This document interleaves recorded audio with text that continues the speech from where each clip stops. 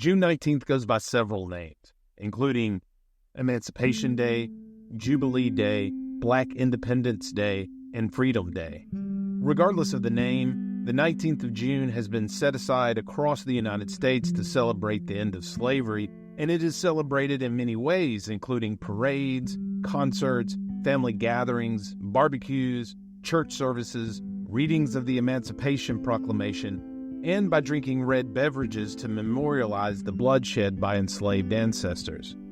While the first annual celebrations of Juneteenth occurred 158 years ago on June 19, 1866, Juneteenth only became a Texas state holiday in 1979 and a federal holiday in 2021. Why did it take so long to gain recognition? And why have so few people heard of Juneteenth? Well, just as many white Texans resisted the emancipation of their enslaved property, they likewise attacked and ridiculed Juneteenth. Before the bill became law, Texas-born U.S. Representative of California, Barbara Lee, explained to Congress the importance of making Juneteenth a federal holiday.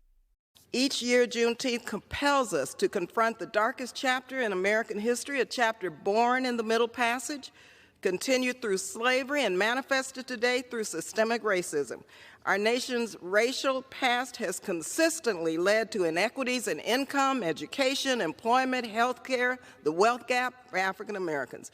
And so we must use Juneteenth to reflect upon the dehumanization of enslaved Africans in America, but also to honor their legacy. Juneteenth's origins can be traced to Abraham Lincoln's Emancipation Proclamation, issued on January 1, 1863, 2 years before the Civil War ended. Lincoln's proclamation, however, only targeted slaves in rebellious states, that is, in one of the Confederate states. Enslaved people in non-rebellious border states, such as Missouri, Kentucky, Maryland, and Delaware, as well as West Virginia, were not affected by the Emancipation Proclamation, as were the enslaved people in parts of the Confederacy already under Union control, including Tennessee, Southeast Louisiana, and Southeast Virginia.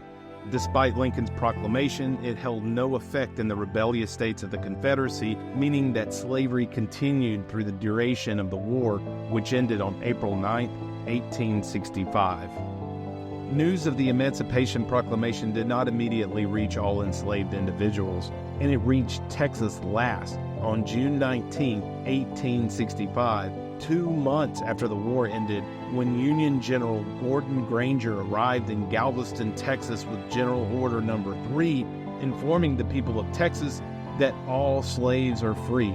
The 13th Amendment, which abolished slavery throughout the United States, had passed Congress 6 months earlier, but it wouldn't be ratified until December. Hence, the end of slavery in Texas hinged on Lincoln's Emancipation Proclamation.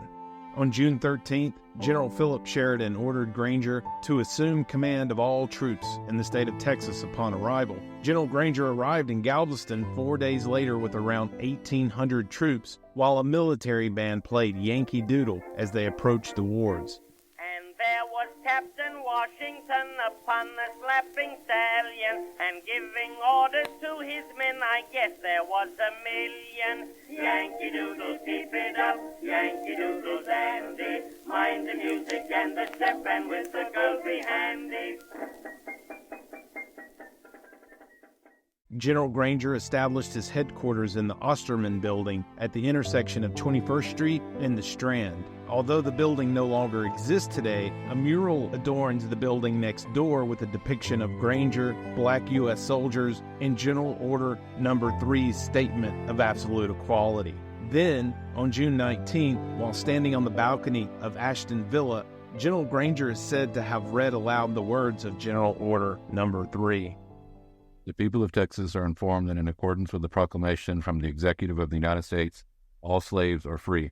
This involves an absolute equality of personal rights and rights of property between former masters and slaves, and the connection heretofore existing between them becomes that between employer and hired labor.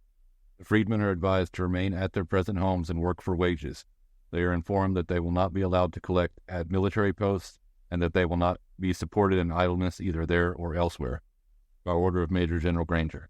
General Granger and his men also posted General Order Number 3 at the U.S. Customs House a few blocks away, and unsurprisingly, the Federal Liberation Order led to much celebration among the newly freed men and women. Many white Texans reacted angrily and violently to the Emancipation Order. Although the order encouraged freed slaves to remain on the plantation as wage laborers, many freed slaves took the opportunity to try and reconnect with lost family members. One former slave, Susan Merritt, recalled, quote, "They would catch freed slaves swimming across the Sabine River and shoot them," end quote.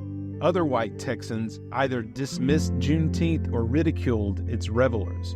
An 1892 Galveston Daily News article, for example, happily noted that, quote, "a good many of the darkies declined to have anything to do with the celebration," end quote.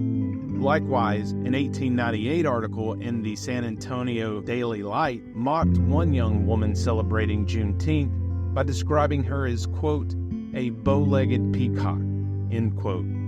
The often caustic Brenham Daily Banner even described a group of young boys in a Juneteenth parade as riding bicycles, quote, "for all the world like a monkey on horseback," end quote. Just as enslaved Texans resisted their enslavement, freed slaves and their descendants continued celebrating Juneteenth in the face of violence and ridicule. Galveston, Texas remains at the heart of Juneteenth celebrations, honoring the moment of freedom where news of emancipation first arrived. The legacy of Juneteenth, however, extends far beyond the coast of Texas. In 1866, on the one-year anniversary of liberation, celebrations occurred across the state, including Houston. While the day was originally called Emancipation Day, as well as Jubilee Day, the word Juneteenth had emerged into common usage by 1890. The African American population more than tripled in Houston following the publication of General Order Number 3 as freed slaves fled plantations looking for work in urban areas. Some black families bought land and built homes in areas such as the 3rd and 4th Wards. A group of freed slaves in the emerging communities pooled their resources to create schools, churches, and even parks. In Houston, Juneteenth was originally celebrated in different areas of the city beginning in 1866, but by 1872, church members led by Richard Allen, Jack Yates, Elias Dibble, and Richard Brock purchased 10 acres of land for $800 specifically for celebrating Emancipation Day. This land became Emancipation Park, a place dedicated to commemorating Juneteenth and providing a community space for African Americans.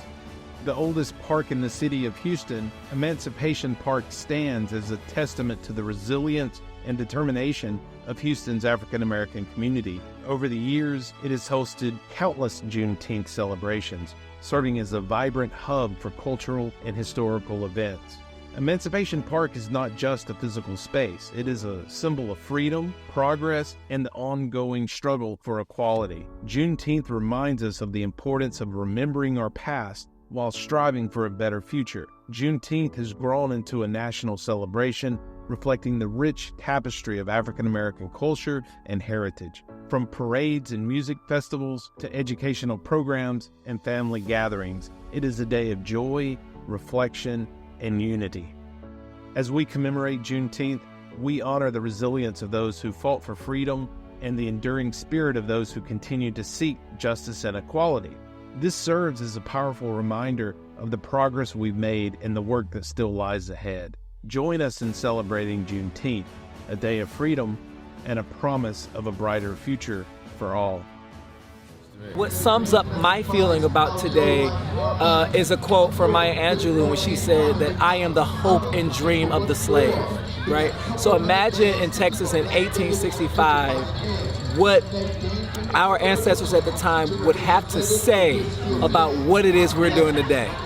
I am the hope and dream of the slave. Happy Juneteenth. That's what it means to me. If you enjoyed this video, please like and subscribe for more historical insights, and let me know in the comments what other stories you'd like to hear. For more about me or the sources used in this video, check out the description below. Thanks for watching, and see you next time on Our History Today.